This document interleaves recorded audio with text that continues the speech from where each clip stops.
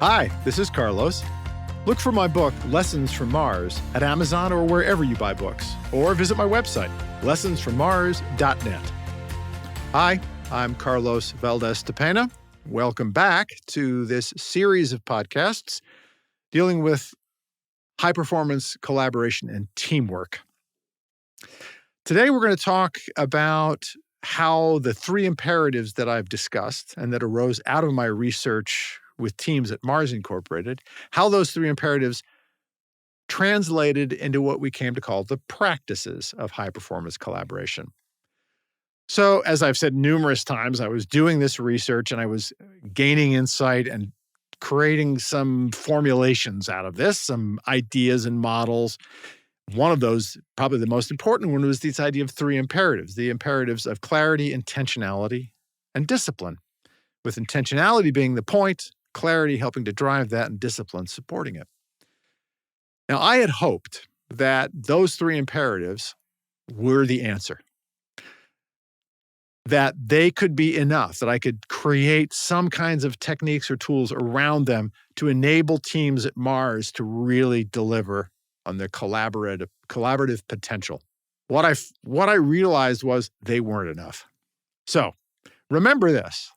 Mars, like a lot of other companies, is full of achievement-driven people. They love to get stuff done. Now, what are the three imperatives? They're basically descriptions of something that's needed, right? We need teams to have more clarity about their what and their why. We need teams to be more intentional about their collaboration and so forth. That was never going to work in a place where people basically just wanted to know what needed to get done and how they ought to go about it. This gave rise to another question, which is how do I bring these to life in an organization that's all about action and doing? That's the practices. I talked about the practices earlier. It's a doing-focused organization. They don't care much about what team stage they're in, and they certainly don't care about some model that describes or tells them they need more clarity. Could be useful, but how? So what I want to do now is describe at a high level the 6 practices and align them with those imperatives. So clarity. How do you get clarity? Well, there are actually 3 important elements, it turns out. First of all, they need context. So we have this practice called clarify context. Clarify context means that any group, team, council, committee, whatever you call it, that is working together needs to understand its organizational reason for being.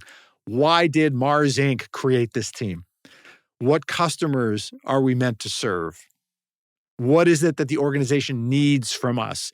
Teams have to have clear context. So if they've got a strategy, if they've got a really clear sense of objective and mission, they probably have enough context. It's always worth reviewing. But that's really step 1 for a group. They have to know their organizational reason for being, and we call that clarify context. Making that clear or assuming that's clear, then we get to 2 of the core processes, inspire purpose and crystallize intent. Again, we're still talking about clarity here. Inspire purpose really is the simple, we talk about it as the big why of the team. Why is our collaboration as a team important? What is the value our collaboration will create over and above the sum of our individual efforts? Teams work on inspire purpose, and they develop a purpose statement to express that value, that big why. Then they have to answer another question for clarity, and that's what. So just because we know why our collaboration is important doesn't mean we know what it's going to take to deliver that, what specific tasks and initiatives, and that's the next. We call that crystallize intent. Crystallize your collaborative intent. So clarity has 3 practices associated with it: clarify context, inspire purpose, and crystallize intent. Then we talk about intentionality. It's the only one of the practices that's related to only one imperative. Cultivate collaboration is all about using that clarity that was established with the other practices I've just talked about to build these strong relationships. I talked about this in a previous episode. It's about identifying the important relationships, working to identify the work, who will do what with whom, and how they want to be together. That's cultivate collaboration, and it's all about intentionality, right? Then activate ways of working is the next practice. It's one of the two associated with the discipline imperative. Activate ways of working, as I talked about in the imperatives podcast episode, is simply thinking about your team processes and aligning those up with your purpose and your crystallized intent so that your ways of working are consistent with what you've said you want to focus on. There's another one related with discipline, and it's the last of the practices, and that's sustain and renew.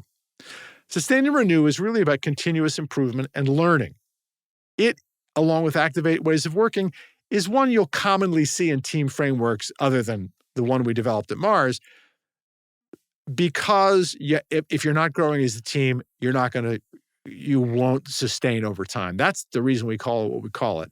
It's about sustaining team performance and, as needed, renewing it. It's about pausing to reflect, inquire, figure out what's going on and what you need to do differently to move forward. It has to become a discipline.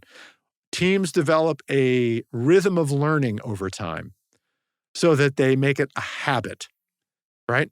That's why we call it a discipline. So there you have it. You have 3 imperatives: clarity, intentionality, and discipline, and you've got 6 practices associated with those.